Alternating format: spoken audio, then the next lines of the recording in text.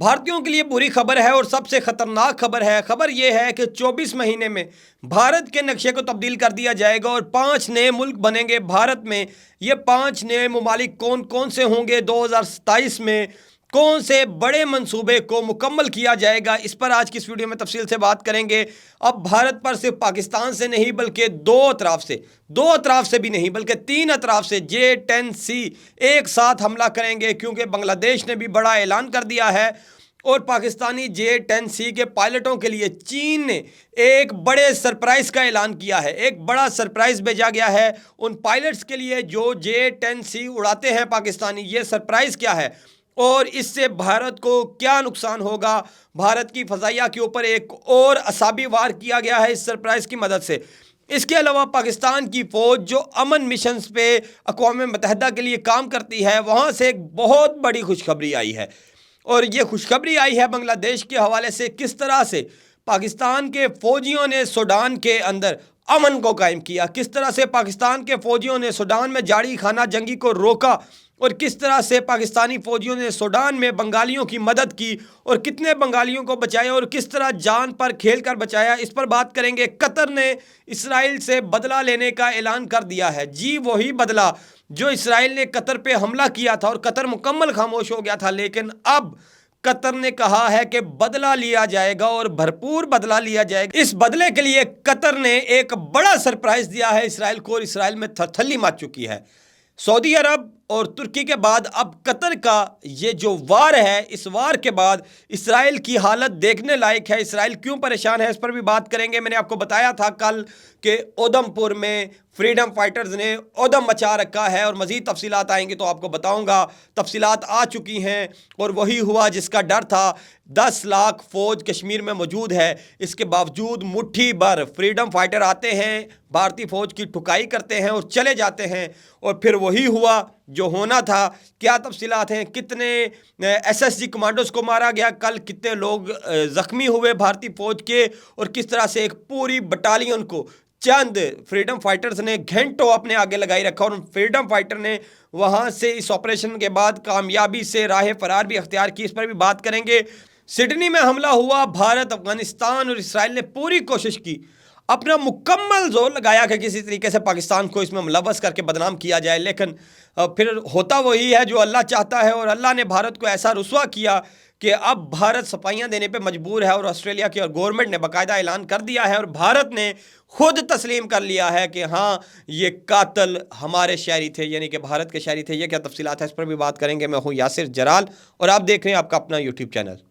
اللہ جب ظالم کی رسی کھینچتا ہے تو پھر اس کو بڑی سخت گرفت میں لیتا ہے، اور اب بھارت کی اسی گرفت کا آغاز ہو چکا ہے۔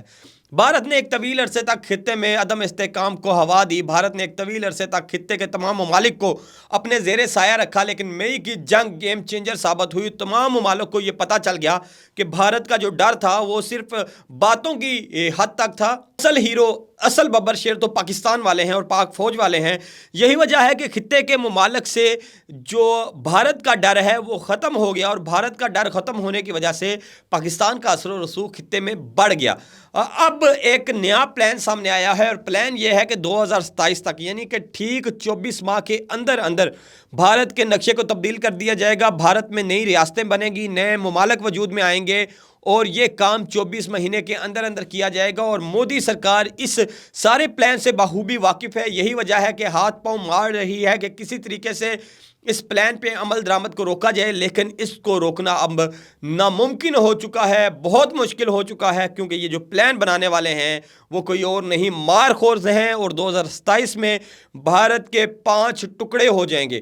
یہ کیسے ہوں گے؟ بھارت پر 3 اطراف سے حملہ کیا جائے گا۔ ایک طرف ہوگی چین کی، دوسرا بنگلہ دیش، اور پاکستان پہلے سے ہی تیار بیٹھا ہے، اور پاکستان نے یہ ثابت بھی کیا ہے کہ جب پاکستان بھارت پر وار کرے گا تو ایسا کاری وار کرے گا کہ پوری دنیا کہے گی کہ پاکستان نے وار کیا ہے، اور بھارت کو نانی یاد کروا دی ہے۔ یہی وجہ ہے کہ بھارت اب پریشان ہے، روتا ہے، چپ نہیں ہوتا، اسے سمجھ نہیں آتی کہ اب اس سارے معاملے کو کیسے ٹیکل کیا جائے، اور اروناچل پردیش چین لے کے جا رہا ہے، گریٹر بنگلہ دیش کا نقشہ آ گیا، نیپال گریٹر کا نقشہ آ گیا، असम की जो तंजीम है वो कह रही है अपना मुल्क बनाना है। नागालैंड वालों ने अपना कॉन्स्टिट्यूशन जारी कर दिया। लद्दाख में इस वक्त अलग मुल्क बनाने की बहस चल रही है। खालिस्तान वाले मैदान में आ चुके हैं फ्रीडम फाइटर्स। उधमपुर के अंदर जो इनकी फौज को कुट लगा रहे हैं वो देखने लायक है। मकबूजा कश्मीर के अंदर फ्रीडम फाइटर्स ने भारतीय फौज को नाको चने चबवा दिए हैं। आए रोज हमला करते हैं, मारते हैं, चले जाते हैं, और यहां तक ये कि वो उनको गिरफ्तार भी नहीं कर पाते। अभी उधमपुर के अंदर भी ऐसा ही हुआ, एक पूरी बटालियन पर हमला किया गया चंद मुट्ठी भर फ्रीडम फाइटर्स की जानब से। पूरी रात इन्होंने अपने मीडिया को बताया कि हमने उनको घेर लिया है, अभी हम काबू कर लेंगे, अभी पकड़ लेंगे। लेकिन हुआ क्या, वो आए, इनके बेहतरीन तरीन फौजी SSG कमांडोज को मारा इनके, और मार कर वहाँ से चलते बने। और सिर्फ SSG कमांडोज को नहीं मारा, इनके कमांडोज को नहीं मारा, बल्कि इनके जो यूनिट के दूसरे लोग थे उनको भी जख्मी किया और मारा, और चलते बने, कोई उनको पकड़ नहीं सका।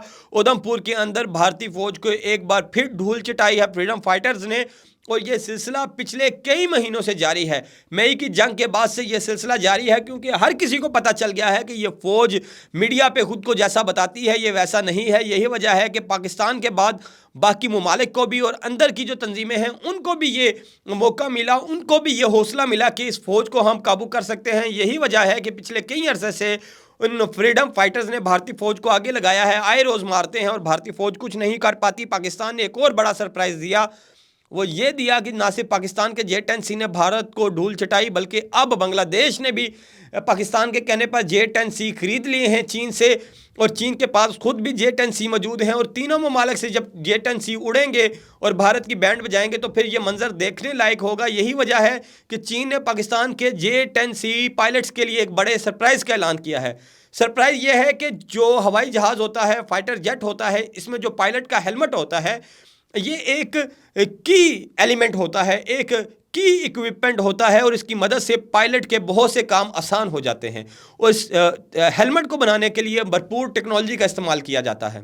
अब जो हेलमेट चीन ने अपने J-20 स्टेल्थ टेक्नोलॉजी के फाइटर जेट्स के लिए बनाया है, वही हेलमेट अब J-10C के पायलट्स को दिया जा रहा है, ताकि उनकी कारकर्दगी को मज़ीद बढ़ाया जाए, उनकी जो प्लानिंग है, उनकी जो एग्जीक्यूशन है, उसको मज़ीद तेज़ किया जाए। और अब J-10C के पाकिस्तानी पायलट्स के लिए वही हेलमेट भेज दिया गया है जो J-20 के पायलट्स इस्तेमाल करते हैं। इसके अलावा कतर ने इसराइल से बदला लेने का ऐलान किया है और अमेरिका से J-35 तैयारी खरीदने जा रहा है। कतर वही तैयारे जिनको सऊदी अरब खरीदने जा रहा है, वही तैयारे जिनको तुर्की खरीदने जा रहा है, और इसराइल उसकी मुखालफत कर रहा है।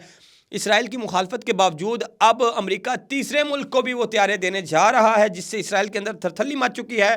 पाकिस्तान की फ़ौजों ने एक बड़ा कारनामा सर अंजाम दिया है। सूडान के अंदर पाकिस्तान की फ़ौजें अमन मिशन के तौर पे गई हैं, वहाँ पे अमन को बरकरार रखने के लिए अपना किरदार अदा कर रही हैं। वहीं बंगाली फ़ौजी RSF के नरगे में आ गए, उनको मारने की कोशिश की गई। पाकिस्तानी फ़ौजी मैदान में आए, अपने भाइयों को बचाया और तमाम के तमाम बंगाली फ़ौजियों को बाहिफाजत वहाँ से निकाला। यही वजह है कि पूरी दुनिया पाकिस्तान के फ़ौजियों की तारीफ़ें करने पर मजबूर है और उनके गुण गा रही है। सिडनी अटैक, बड़ी कोशिश की दुश्मनों ने कि इसका इल्ज़ाम पाकिस्तान पर लगाया जाए, लेकिन सिडनी अटैक के मुजरम निकले भारत से, और भारत भी मान चुका, ऑस्ट्रेलिया भी मान चुका। बड़ी कार्रवाई होगी भारत के खिलाफ। इब्तदाई तौर पे वीज़े बंद कर दिए गए हैं। ये थी अब तक की तफसीलात। वीडियो अच्छी लगी तो लाइक, शेयर और सब्सक्राइब कीजिए।